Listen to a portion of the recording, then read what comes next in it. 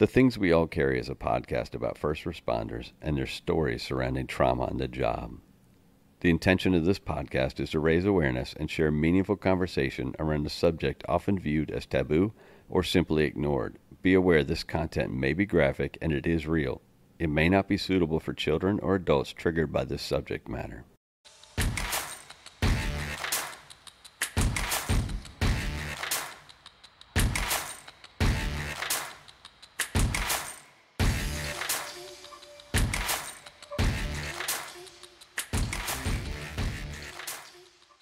Thank you for joining me for another episode of The Things We All Carry. Today I sit down with Chris from Florida. I took what can be best described as a working vacation. Some time to get away and relax, yet record a few shows. Chris was willing to sit down with me and discuss his story. Chris is an Orlando area firefighter with a fascinating story. He shares his experiences as a two-time survivor of childhood cancer and as a firefighter. His story highlights a common theme for my guest, that none of us are a blank slate when we sign up for the fire service. Chris discusses how the unresolved trauma prior to the fire service and the trauma from the job combine to affect both his professional and personal life. Chris's journey and his recovery make for a very powerful story. A quick reminder to please help us build a community which not only recognizes but supports each other through the struggles and recovery. Reach out through Instagram at The Things We All Carry or email mystory@thethingsweallcarry.com to offer support and share your story. Please remember to leave a review on iTunes and give a shout out to any first responder you know, love, or care about. Y'all enjoy the show. This is my first time doing any of this kind of stuff, say. Well, believe it or not, it's actually comfortable once we get into it. You know, just like I said, the only thing I need you to do is keep that mic in that same spot whenever you're going to talk. All right? Okay. Yeah, I'll probably just screw up this introduction because I do it every time. So if you're ready, we can get started. Sounds good. All right. So today we're sitting down with Chris. He's from Florida. He's been in EMS since 2000. He's been a firefighter since 2006 and is currently a firefighter and a paramedic, as well as an instructor for the paramedic school. And I'm going to let him start with his family history, and then we'll get into a discussion about his life. So how you doing, Chris? Doing well, actually. Thanks for being on the show. Thank you. Where can I start? My family history. I am the oldest of two kids. Mom and dad, great supporting parents, loving parents, still together to this day, which is rare to find. My little brother, he went into the Navy after high school. He did, 15 years in the Navy before retiring out. And I was the oldest there, and I wanted to go into the military when I was younger. Actually, before my brother did, I was in Civil Air Patrol, the whole nine, that kind of thing. And that's where I thought I was going to go to. But then unfortunate events happened that kind of put things like that on the hold. Where did you grow up? Born and raised in South Louisiana, little town called Houma. It's about 60 miles southwest of New Orleans. Oh, so down there. Oh, way down there. Yeah. Pretty much the Gulf of I was gonna Mexico, say. water's right there. Born and raised over there. Weren't jobs down there at the time for my parents. So we up and moved everything to Florida where there was more job opportunities, stuff like that. We went and moved out to Sanford, moved in with a couple of friends and then moved to Sanford. But raised down there majority of my life. And then we moved to Orlando. So were your formative years in Florida or were they in Louisiana? Probably Florida. Okay. Florida's where I've spent most of my time. Florida's where I call home. I still have all my family in Louisiana. Go there back a few times or a bunch. Christmas, if I can. A little harder now. I try to get down there as much as I can. Most of my time here, though, has been in Florida. So I know we're going to get into some fire service stuff and that history, but one of the things that was a major part of your life growing up was a diagnosis of leukemia. You want to talk about that a little bit? I know it was, I believe, at 9 years old, correct? That is correct. We moved to Florida, moved to Sanford, going to the beach when I was 9 years old, somewhere around in 9. And that day we went to the beach, I was out there only for a few hours. And then all of a sudden, I'm red all over, huge, big sunburns. My whole entire body is full. And second degree burns pretty much all over my entire body. Go to the hospital, they wrap me up in bandages. I go to school, I'm looking like a mummy in school. And not long after I healed from that really bad sunburn, I started feeling real weak. My skin started turning yellow and jaundice. The smell of foods would make me sick, my stomach. I needed to be in a dark room because the light was sensitive to my eyes. I couldn't see. Something was wrong. Parents noticed it right away. I wasn't going to school because I was sick. Something was seriously wrong. Mom and dad took me to Arnold Palmer Hospital. That's here in Florida. It's a pediatric hospital. And then to the sort of like the urgent care. It wasn't an ER, but it was an urgent care. My mom worked for Orlando Health, and Arnold Palmer is part of it. So she knew who to take me to, where to go, that kind of thing. So went out there and they did some blood work, really didn't find anything outrageous. I'm sorry, actually, before that, they took me to my doctor's office, my pediatrician. I'm sorry. And now all this stuff's coming back. My mom took me to the pediatrician's office before we went to the Arnold Palmer. My pediatrician, I think we got a helicopter coming overhead. yeah, I think so. That was stroke of luck. Bad timing. Go ahead. Bad timing. Some of this stuff is hard to remember from that far back, but Oh, definitely. I'm always impressed that people do remember that from those moments that far back.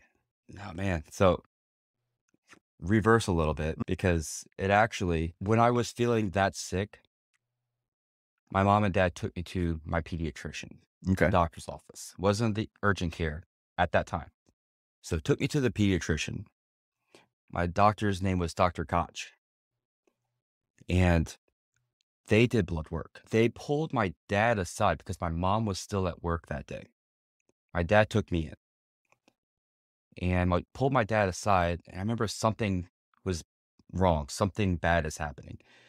The doctor and my dad left the room. They closed the door just a little bit. I got off the bed, walked over to the side of the door where I can still hear what's going on. And they said, Steve, that's my dad's name. We think there's something going on with Chris, and we don't want to sugarcoat anything, but his blood work isn't coming out, and we think it's cancer, but we need to do more testing. And I need to do a spinal tap on Chris right here in the office, and then he needs to go to Arnold Palmer Hospital, that urgent care thing at the time. And as soon as I heard that, I freaked out because I thought cancer, everybody dies of cancer, this is bad. So I went from the side where I can hear at the door where they had that little crack, and I hid behind the examination table, which was, you got two walls and the examination table. So I hid behind it. They couldn't find me. The staff was looking for me in the clinic. They didn't know where I was. They walked in the room and they couldn't see me. They couldn't find me. I was so scared. I hid back there. And finally, I got out of there and they find me. My dad gives me a big hug and we go in for the spinal tap. I'm not good with needles. No kid is, right? And spinal taps are these huge needles that you have to roll into a ball. And then they stick this needle in between the two bones in your spine. And they draw out our fluid. The spinal fluid, correct? Correct. Yeah, we're kindred spirits, then, because I had one in middle school. Man, later on, those happened to me a lot. Yeah. I got used to them. But at that time, I didn't know what was going on. So they drew that back. They sent that off to the lab. And I went to Arnold Palmer because my blood count was really low. My white blood cell count, that was fine. That was elevated, actually. It was high.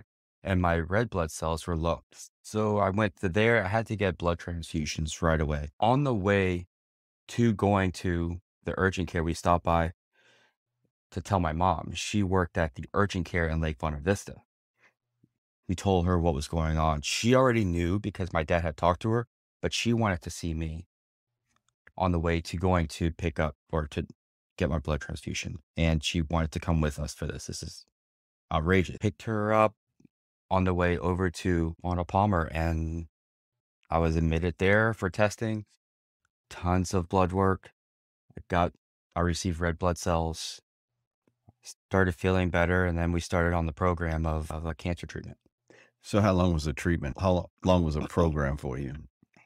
So I started off on a protocol for a treatment regimen that was a little behind.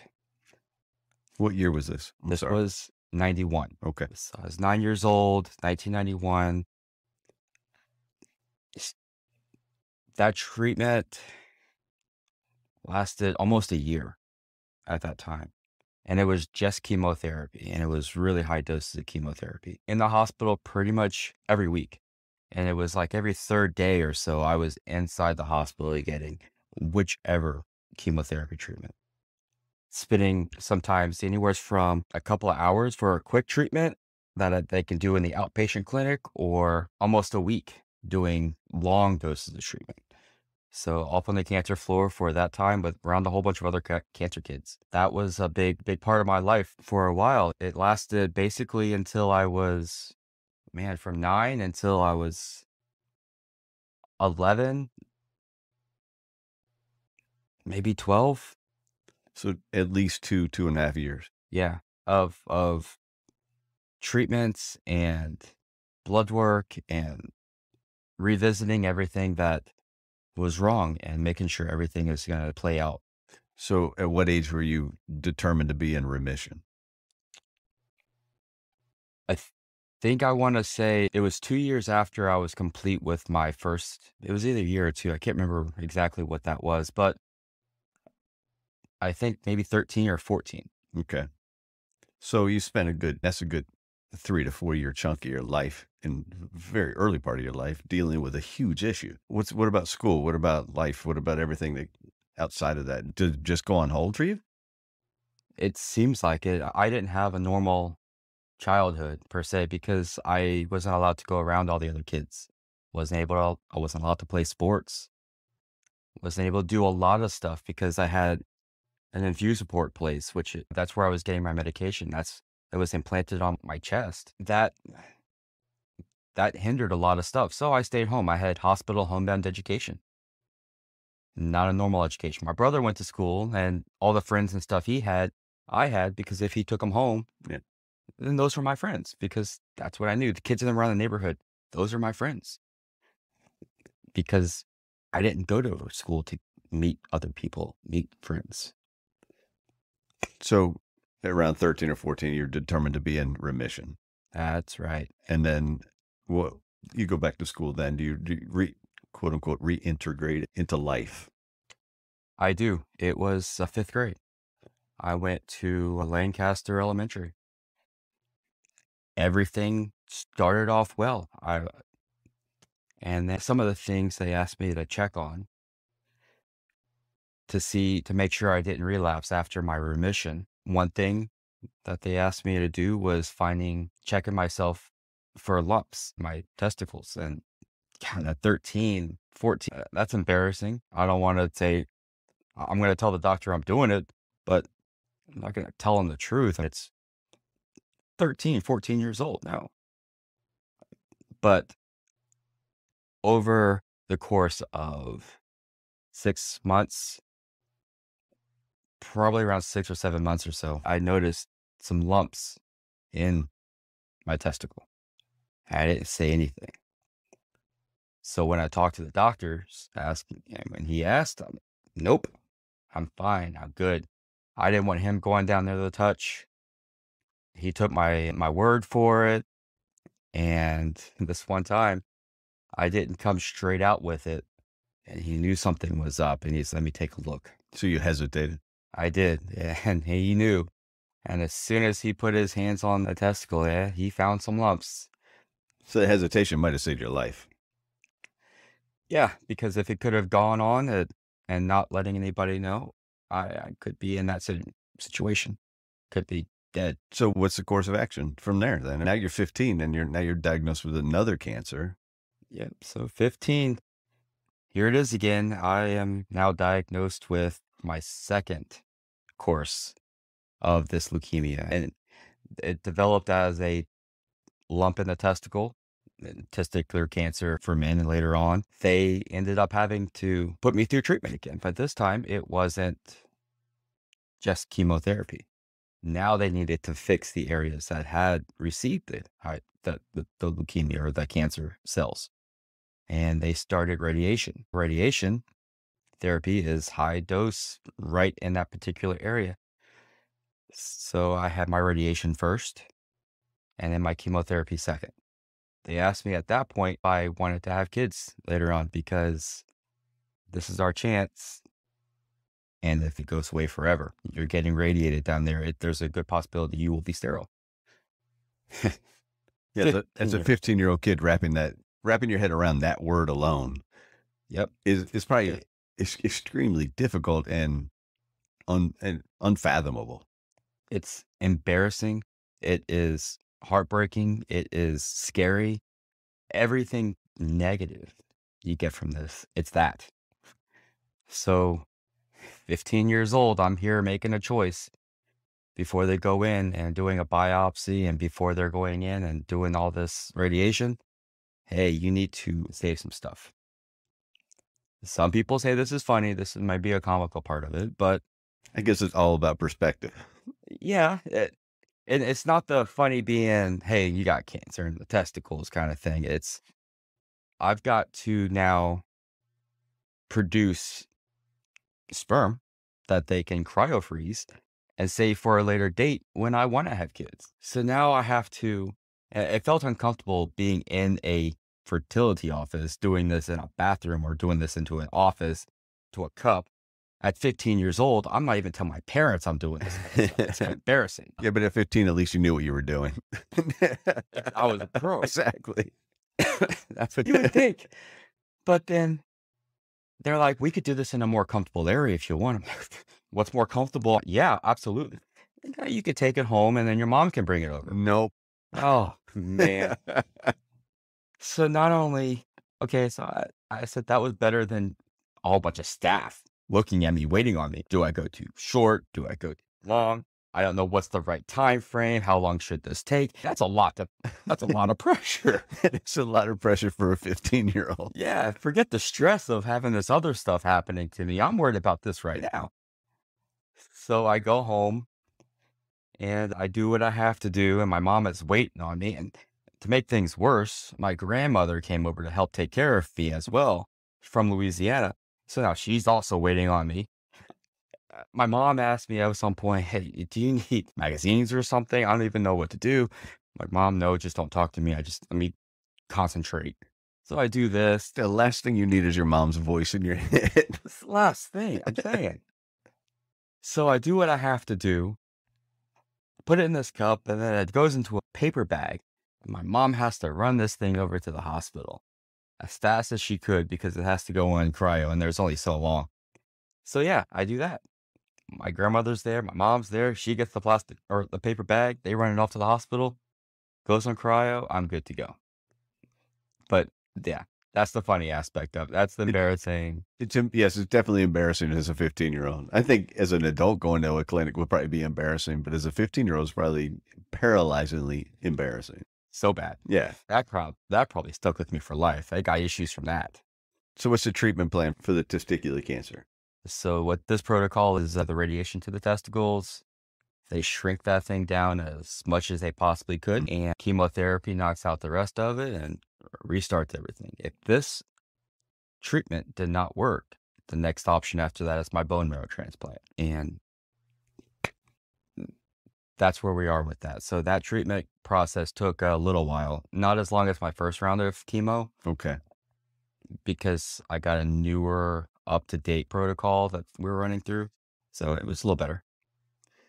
And then I know that in this time frame between this 9 and this 15-year-old Chris and all the treatments you were doing, it was there that before you went in as a 9-year-old, you had a desire to be a cop, correct? Yep. So we'll forgive you for that right off the bat. But Oh, thank you. Where would I be if I was a cop right now? But at 9 through 15, I wanted to be a cop. My second choice is wanting to be a firefighter. And the minute I got diagnosed with cancer, I thought, man, there's no way I could be a cop because if I get shot, I'll bleed out, I'll die. I'm a kid. Right. Yeah. Your imagination is running wild. Yep. So I changed it off to, military, which also turned out to be a note, or the firefighter. And we had a group of firefighters from a local fire department that came out to the hospital. And they were, doing the whole show the truck thing, talk about their equipment and how it's like being a firefighter. I'm like, "God, I need to do that." That's where I want to be. Sounded fun. Be a hero. You can do all that kind of stuff. And after everything was introduced to us and they did their whole presentation, comes back and we're meeting the firefighters one-on-one, and I have my glasses on, big glasses. I'm bald headed, big glasses, can't see. And I'm like, man, I want to be one of you when I grow up, I think. And this guy just, maybe he was just having an off day. Maybe I took it wrong.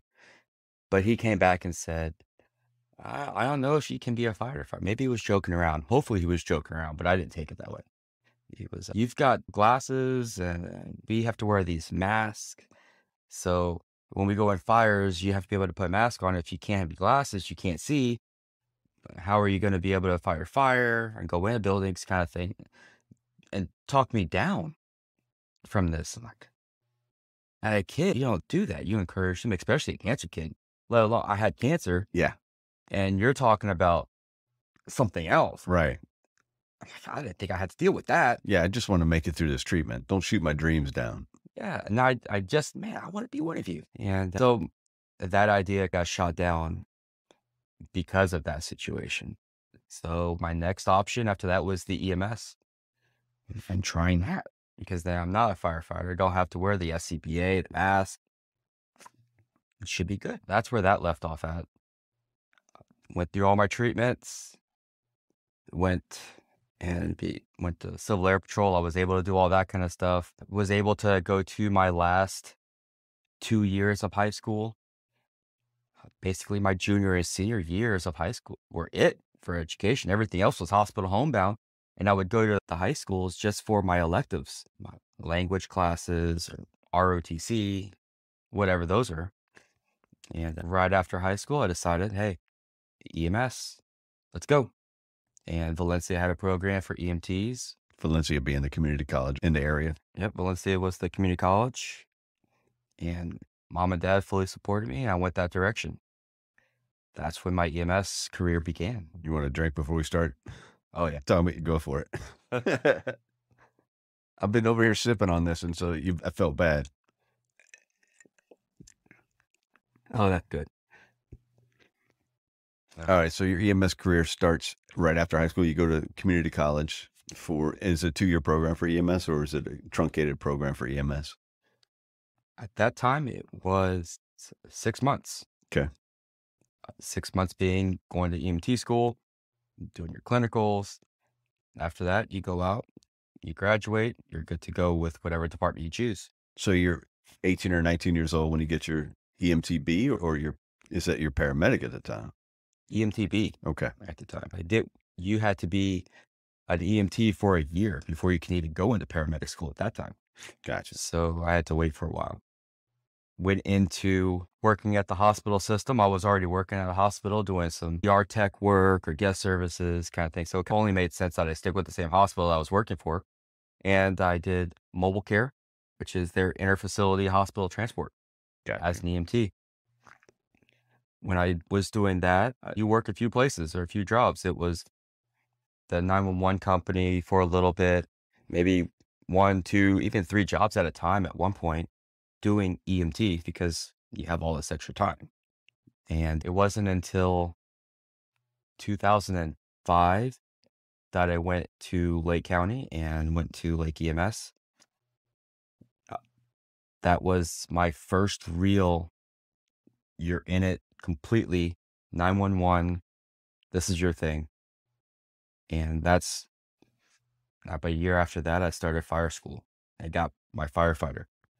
Still stayed with EMS full time, but I worked part time with, or even quasi full time with other fire departments in the area. So anywhere from Mineola, Mascot, Montford, all Ems. My department now is with an M. So I'm sticking with the M. At least you're consistent. Yeah. So I did my EMS. I did that.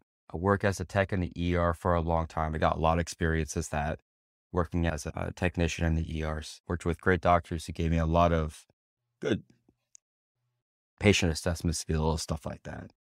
But always in it. At this point, I was 100% into it. That is probably the middle of when everything started accumulating. What do you mean the middle? We're going to do the whole PTSD thing at this point, right? It's something that's, to me, like a bucket. And every bad call or every critical thing that happens in your life goes into this bucket. As a kid, I had a lot of that. I had the cancers and everything. But the first part of my cancer treatment, when I was 9 through almost 15, I lost a lot of my friends that I was childhood friends with. I would see them in the hospitals every week. We became friends. And then all of a sudden, I'm going to a funeral. And next couple of weeks, I'm going to another funeral. I hear this one pass away. And it's nonstop. And even going through when I was 15, going to 17, same thing. So at one point, I stopped going to funerals. And I disconnected myself from life and said, okay, they're dead. Just go. That's it. Now I start this EMS career and I see all these things. Now I'm really good at separating work and my home life. So good that it actually became bad for me because there was such a disconnect at this point. And I didn't even realize it up until a few years back that it's going to be my problem. I'm going to have to hold on to. So be in the middle, being this is where it actually starts, that bucket now starts to get filled a lot faster. Yeah, because you had a head start on filling that bucket. Yep. I was already disconnected at that point because of my traumas as a kid with cancers, with all that kind of stuff. A lot of loss there. A ton of loss. I remember we have a kid, his name was DJ. And they do a baby DJ film with XL 106.7. That's where that came from. This kid, he was little. I don't remember how old he was, maybe 3 or 4. And he would stop off at every room on the floor, cancer floor. Hey, good morning. It's time to wake up. Good morning. It's time to wake up. Every single morning I was there. On one morning, that kid was not there. He did not say that. And like, where's DJ? He was on the same type of rotation. We're on the same things. Where's DJ? And when nurses said, Chris, DJ passed away, that broke my heart. At that point, I was done. It felt like that was the time that it connected like that. I need to separate this because now it's hurting too bad. Separate this as in separate emotions? Separate the emotions from life. And it started me off on being this robot. Yes. And today, it even affected it because I'm very professional when I go to work or when I'm teaching or at the school. And it gives me more of a unapproachable sometimes to my peers because it's like I have a resting bitch face because I'm focused, I'm driven, and there's no haha comedic thing. It's do this work. Play is not this time.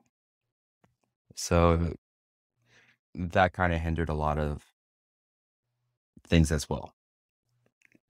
So do you know, like during this early part, the middle part that you call when it was primarily EMS, do things stand out to you, or is this just an accumulation of all this shit that comes down on you? All the little shit, medium shit, big shit, whatever. The calls that I got while working for Lake County and Lake EMS or Lake Sumter at the time, some of those I have never seen before. And it was hard to figure out how to get out of trying to explain how to. When you say you had never seen the calls before, is it just, were they rare calls or were they just traumatic or impactful calls that were new to you? Both. Okay. So let's just say One of the calls that there's a bunch, but with working with like EMS, there's this one call that stands out, and it actually triggered some events later on with a saw truck and 6 o'clock in the morning, just before shift change at 7. Saw truck comes in contact with a dump truck. That obliterated the cab of the saw truck. So when we pull up on scene, there is sawed all over the place. The cab, nothing there. We asked where the patient's at, right over there, off to the right. Okay, we go over there. This mom, it's this lady, big lady. She doesn't have her right leg is gone from the knee down, just at the mid thigh. So that was a little traumatic. She was yelling and screaming, and then we hear on the other side of the road, "Hey, we have another patient over here. It's a kid." The kid's underneath a pile of sod. A car that didn't know anything had happened. She was just going through to get around the accident, ran over this pile of sod. This kid's 3 years old, maybe. Runs over it, goes home. Later on, she does come back and stuff like that. Once she figures out maybe something else had happened. But now we have a mom over there who is missing a leg. And on the other side of the road is her kid that was sleeping in the back, and coloring books and everything else scattered around the cab. So we know somebody else was back there, and that was the kid. Intubate the kid. We have to intubate the kid in the middle of the street, call air care. The mom is too heavy for air care to fly, so we have to ground her. You have two situations. The mom is scared about what's going on with her leg. She doesn't even mention her kid, who is right across, and she is looked off to the right, and she can see this. She can see both teams working, one on her kid, one on her. She doesn't care about the kid. She's caring about this leg right now. That kind of trauma, those kind of calls stuck with me. Yeah, they'll stick with anybody. That was just one of those ones. It was a trigger. It was one that filled up the bucket more than it should have. And then other calls months and months later or years later, like a pickup or a truck that's driving a bunch of potato chips or crackers. So it's a semi. He's driving down the road over in Sumter County, and he veers off and he slams into a tree. We get called to go out there. I'm on an ambulance at this time. We're first on scene. There's cars around us, and they're asking us to help this guy. We could see him inside the cab. He is moving. He is yelling. He can't get out of the cab of that truck. There's flames from the entire back end of this truck moving forwards towards the cab. Everybody around us is yelling at us to go do something. Well, I'm on an ambulance. I can't do anything. I can't even get close enough to this truck because the flames are so hot. And by do something, they want you to go put this fire out and get him out. And you can't get him out as long as that fire is raging. Yep. We had fire extinguishers there, but we couldn't even get close enough to use those. That's not even getting to touch it anyway. Nope. So we see this guy, and he's banging on the windows trying to get out. Nothing we can do about it. We're sitting there watching this guy pretty much cook. He busts out the front windows, and we see him hang over the front. We still can't do anything about it. And now everybody around us is yelling at us. Fire department gets on scene. They put out the fire. This guy had dropped in front of the truck and tried to crawl his way to us. We still couldn't do anything. That's the first time I've seen anything like that. How am I supposed to take that? That bucket just got even worse. It just got even fuller. And eventually, Emmy got there, and they're like, we can't find the body. And I'm like, hey, look, you're standing on it. They have to pick him up in pieces. And not but an hour ago, he was alive looking at us, yelling at us, wanting us to help him. Nothing we can do. That kind of trauma, that kind of stuff is what I'm filling my head with. There's other calls. There's multiple calls. On that day with the truck fire, what do you do after that? Do you just return to service? Or is there any processing that goes on at that time? At that time, there wasn't anything. There, that whole look, that's part of your job and deal with it. Mm. There wasn't a debrief, like a stress debriefing. There wasn't an after incident debriefing, nothing. Let's be honest too. Even if there was an after incident debrief or a stress debrief with a call, like that's not enough anyway. No. After the kid one, we had gone back to the station and they're like, hey, do you need anything? Okay, good. You're good to go home. The fire department got one. Us on EMS, we didn't get anything. So you say you're good to go home. Is that because the shift was over? Shift was over. Okay. So it wasn't because they were giving you like, okay, go take care of yourself. It was, all right, that day's done. Exactly. Okay. We came back in late and the other shift took over. You're good to go home. Not a thing. Not even afterwards did we get anything. So probably at that time, if we would have gotten some stuff for hey, talk about it, it may have helped. It didn't. And it didn't for a bunch of calls that were the same way. So how do you start to see this play out in your life, your professional life or personal life? So at that point, I've separated everything so well that now I'm pretty much in my professional life 100% of the time.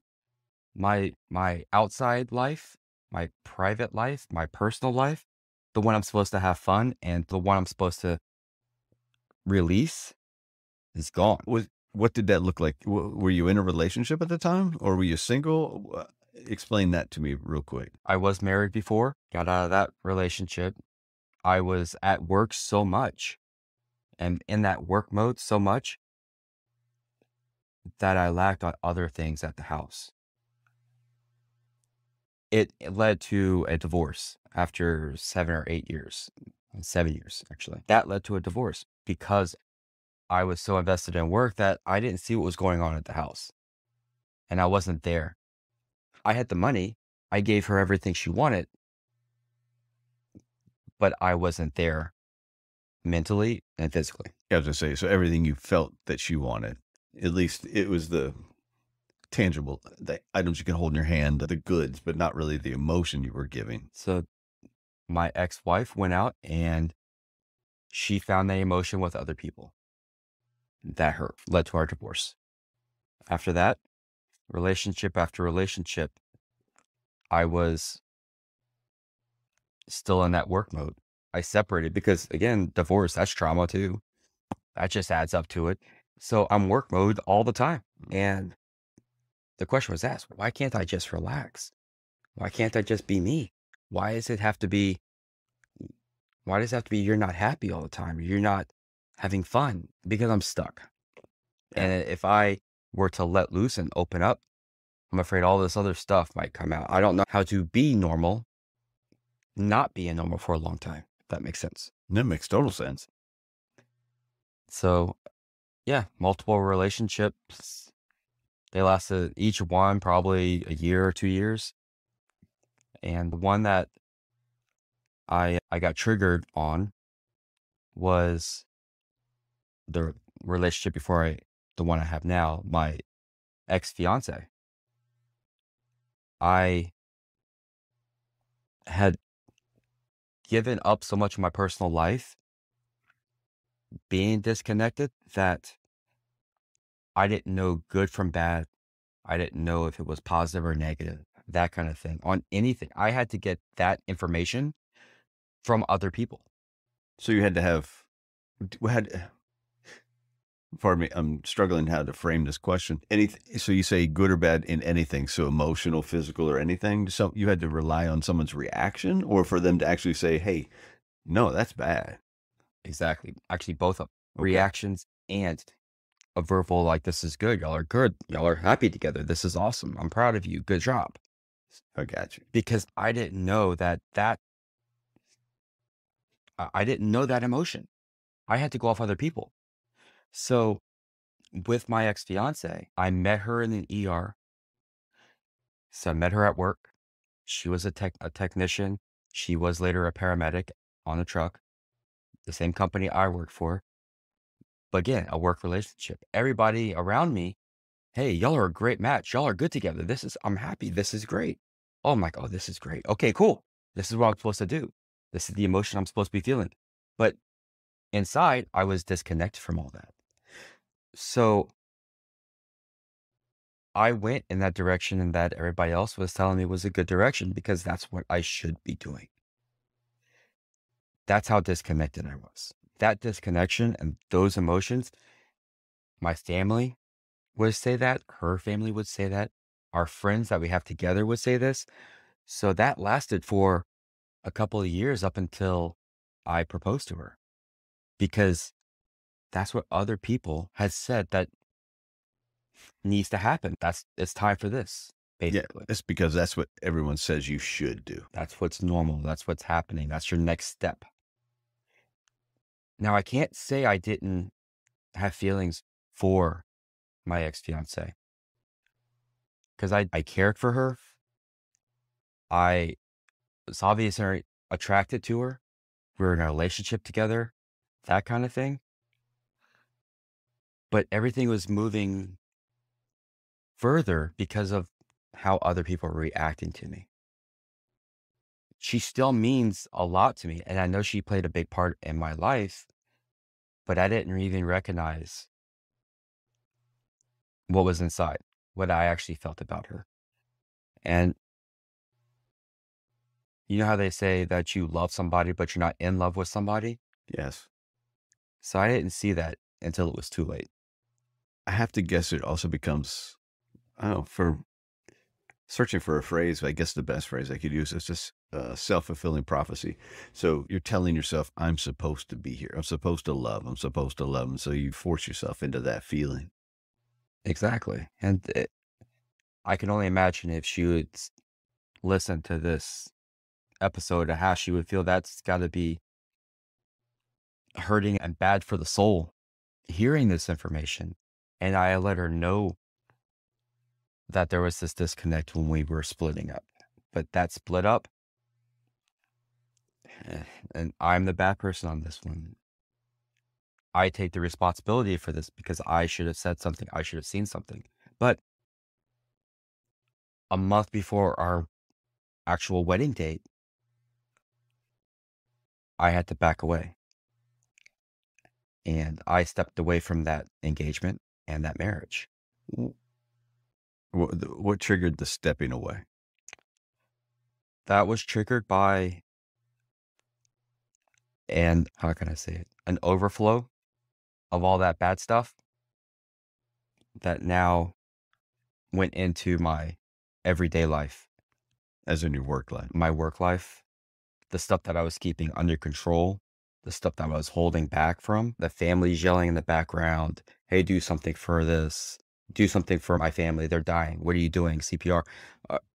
Anything and everything I was hearing in the background was going in there. Well, all that fell over into my work life now. So now my personal and my work life were hell. And I experienced a nervous and mental breakdown while I was at work on shift in the bays of my fire department. How does that get handled? That gets handled by lieutenants noticing, me going to my lieutenants and saying, I can't function. I can't do anything. I couldn't even drive at this point. I was not focusing on anything. I was scatterbrained, and I had to go to my administrative staff, my chiefs. I can't do this anymore. I had a mental breakdown there. I'm flipping out. I don't know what to do. They called one of our firefighters over, who is a mental health counselor for our department. And that person got me in touch with a program at the University of Central Florida, the UCF Restores program. And I got on the phone with one of their counselors right away. It was like a hotline number. Told them what was going on. My chiefs were very supportive in everything and put me on admin duty instead of put me on the line, which is what they're supposed to do. And they put me in the admin, and they kept me in admin for a good 4 months or so while I was getting treatment. And that's just simply amazing to me. Oh, I don't know any other department that would have. My other department that I work for, the one that I had those bad calls with, the majority of all my trauma would have never done that. They would have let me go. I know at least 4 other paramedics who had this trauma, who had breakdowns, who had been fired from this company because they couldn't handle it. All right, you're out. This department stood behind me. They made sure that I was able to get treatment from UCF. I had a ride to get there. They gave me the chief's vehicles, even the SUVs, to drive back and forth to UCF, to my department. I couldn't ask for a better support system. That's, in a word, that's stunning, to be honest with you. And it's amazing. So that you were blessed with that. I was definitely blessed. That was one of the things that saved my life, because if I didn't have that support and I was just shunned or, okay, you're fired, I would be dead. And I know that. So let's talk about restores. This one was new to me when we first spoke. So why don't you give, I don't know, in depth. We don't need to go too in depth. We'll give a little synopsis of what Restores is. So Restores is a program that is done for military, police, firefighters, and any of the professional services. And if you have trauma or you have anything that's a stressor in your life, you could talk to UCF Restores, and they'll either help you through a situation over the phone, find places where you can go to get help, have a programs inside the school where you go to them once, twice, or 3 times a week and you get treatment, which is the one I received. And then there's another one where you can live on campus and you're there with groups and you're doing group meetings. The one I was in is one that I showed up 2 and 3 times a week to get my treatment. And it was something that pretty much put me back in balance with everything. Before, it was all trauma, it was all professional stuff. It gave me back my normal life, my everyday life, by desensitizing all the bad stuff that was replaying in my head over and over again, like even those couple of calls, to just not worry about them. Those things would keep me up. I'd have nightmares, and it stopped after going with these treatments. So you said desensitizing or desensitization. How did they do it? So you speak about your top 3 or 4 traumatic calls, the ones that keep you up, those nightmares, those really bad ones, the ones that are Ever present, man. ever present all the time. When you speak it, people are like, whoa, what happened? We all have a couple of those, I think. Not all. Many of us have a couple of those. You have your stories. Everybody's got your stories, and you want to be the best one at the table when you're telling a story. Unfortunately, You hit the nail on the head right there. everybody's got to trump somebody, and I always seem to be the guy who trumped everybody on those. Not a good thing. But yeah, so you tell them your stories, and they write it down. Next day, and you could feel your heart rate going up too, your blood pressure, you can feel everything. It's just uneasy, the first one. You go into the second one. You do the exact same thing. He writes down. You say on your story, he writes it down. That keeps going for a first few of them. After that, he's got a log or a narrative, basically, of that call. And every day that you go in, it gets more and more in depth. So at one point, he's okay, we're going to change this up and we're going to make this real. So he sits me in a chair. He puts a dark mask over my face, headphones on my ears. He puts me in a chair that can move.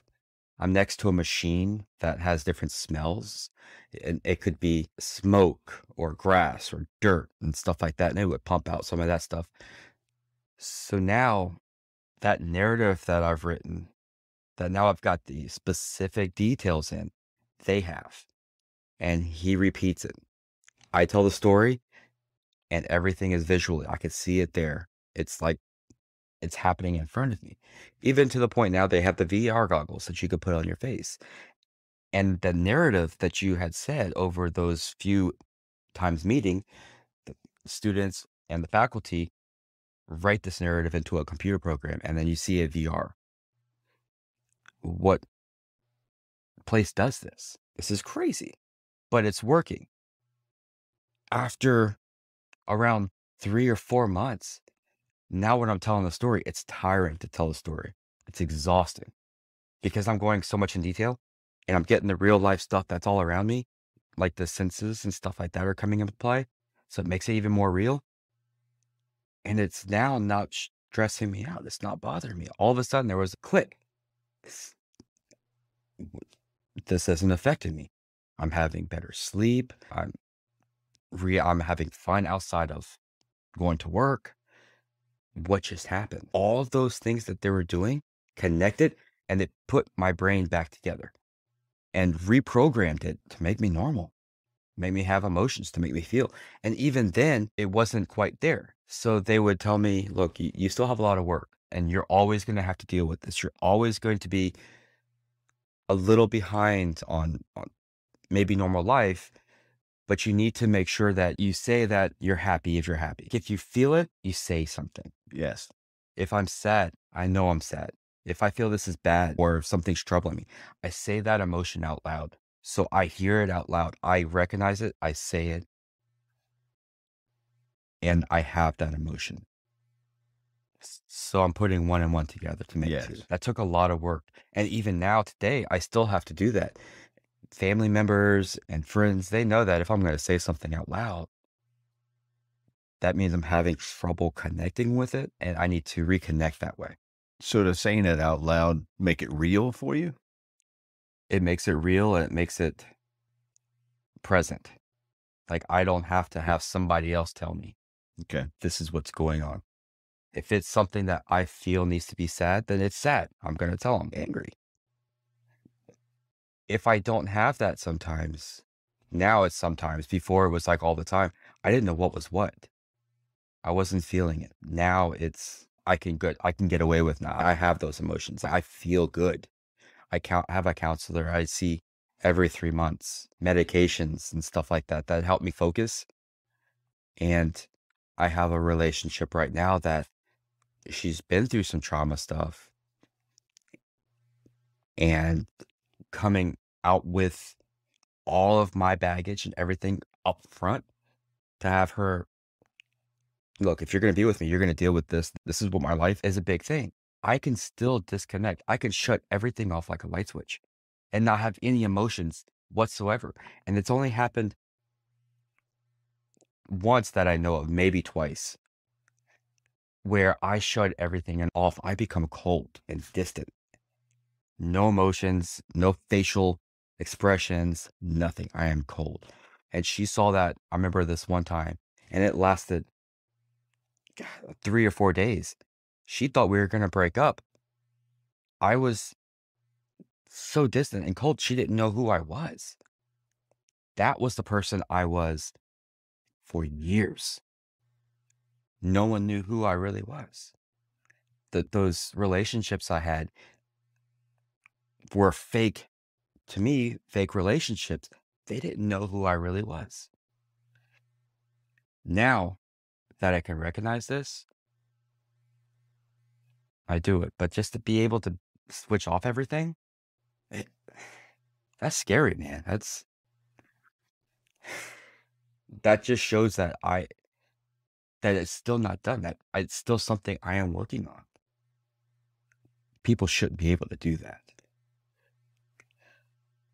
No, people shouldn't. I don't want to say they shouldn't be able to do it, because I think many of us can do it. I don't want to say it makes us special because we can, but I think it's a mechanism that we use.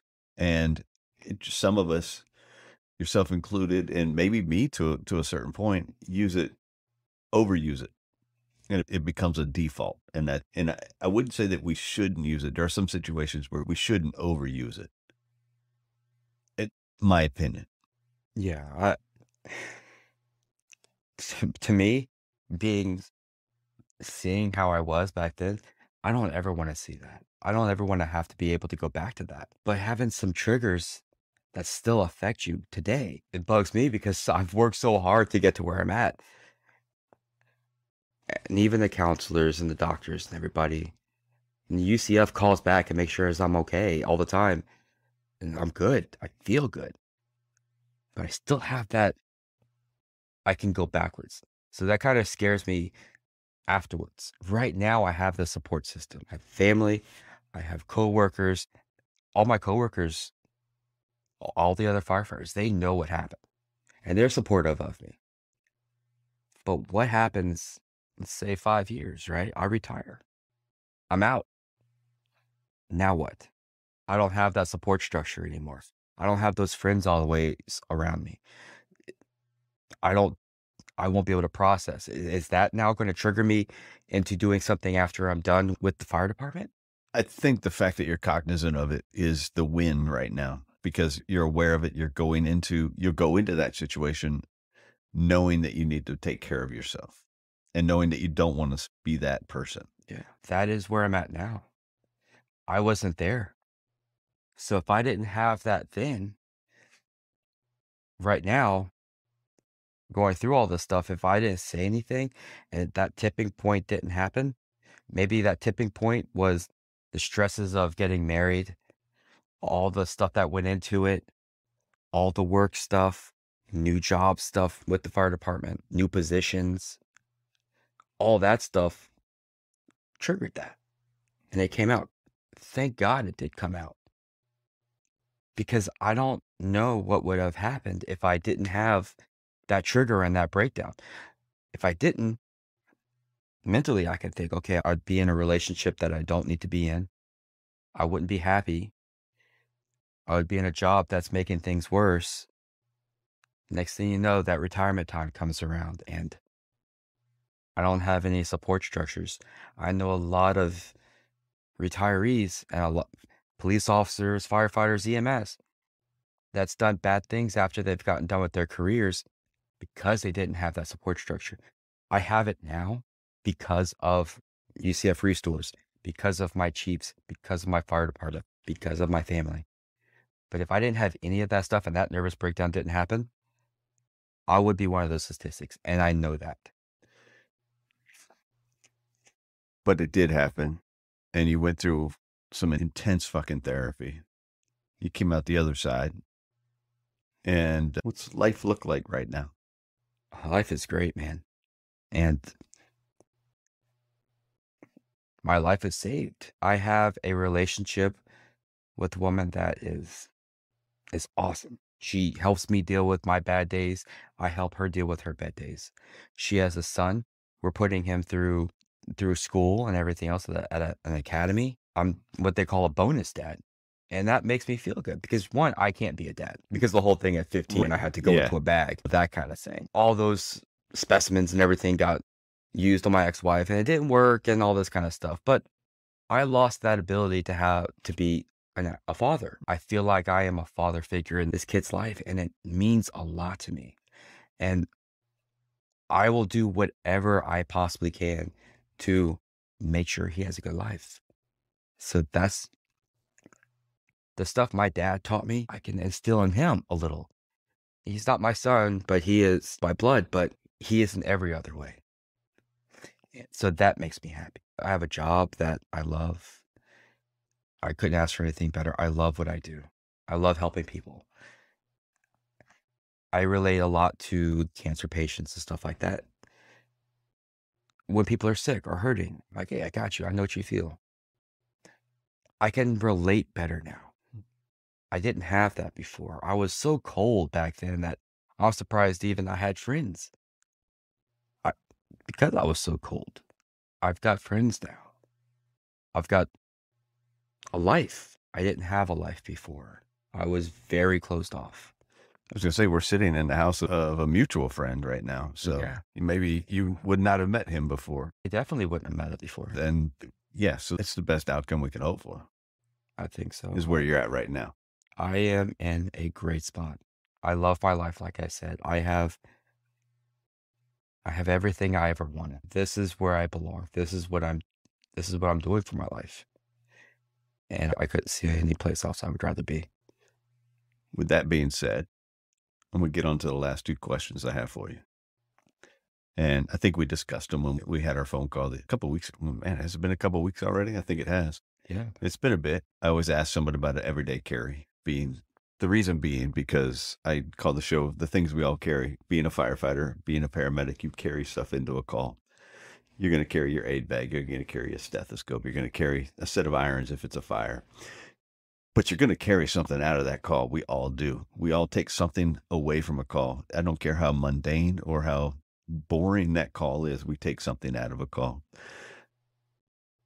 Those things affect us, but we also carry something with us every day. I don't know. For me, most of the time it's a Skulls for Hope bracelet I have on my wrist. It's just a reminder.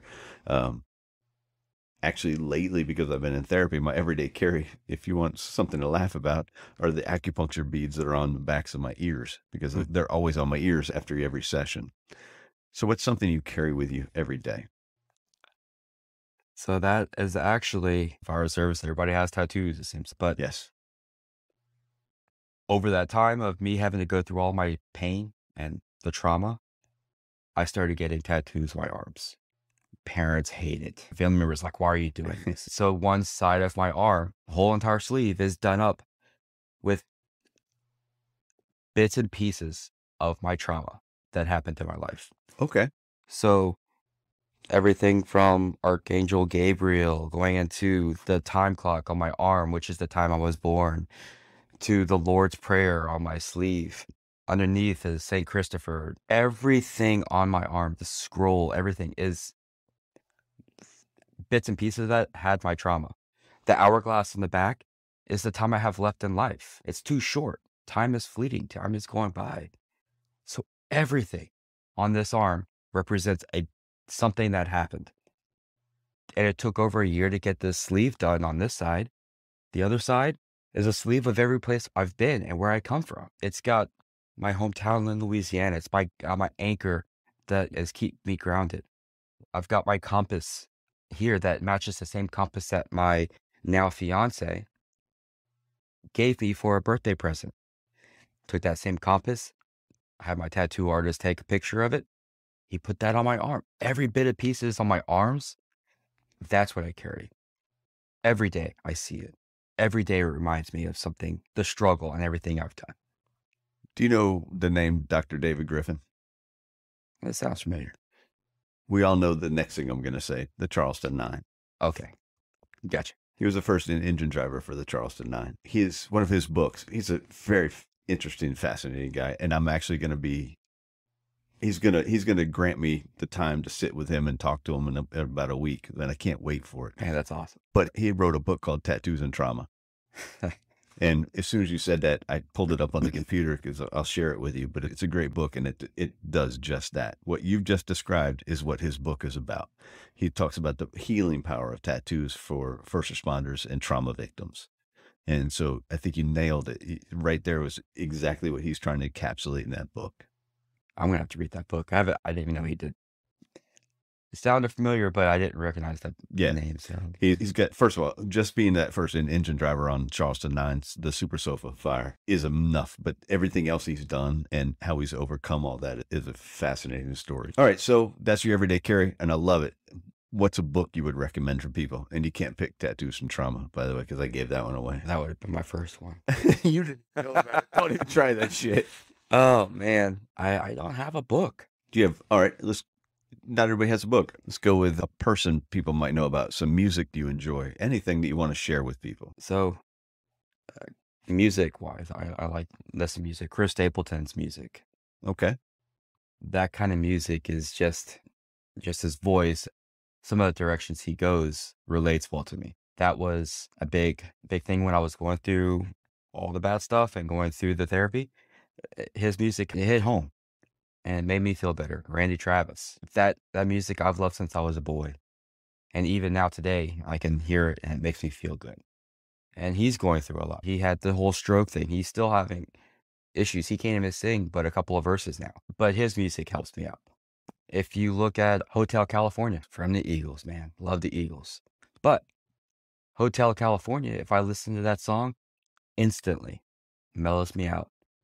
And I can take on anything with Hotel California, that song specifically, because when I was a kid, anytime I had a spinal tap, anytime I had a bone marrow test done, getting into that ball, At the time, there wasn't any type of like sedative. You had locals, but that's it. That music would come on, and I would hear headphones on. Instantly put me in a different place. It does that today. All right, that's going to be the one I'll link to in the show notes then. All right. And I'll find a good Chris Stapleton one as well, and I'll put something in the show notes about that. Dude, thank you very much. You're welcome, man. This was a great story. I'm glad I was able to tell it. My docs and everybody always said that it may be uncomfortable, it may be hard to deal with, it may be hard to talk about, but that's the only way you can get through it, is if you talk about it. You have to have that out. So this is the first time on a podcast, and it was definitely different, but I did it. Oh, you did a hell of a job, man. I appreciate it. Thank you very much. You're welcome. All right, we're out. Thanks for listening to another episode of The Things We All Carry. Head over to the website, thethingsweallcarry.com, for show notes, resources, and to sign up for the newsletter. Until next week, take care of yourselves and remember to check in on each other.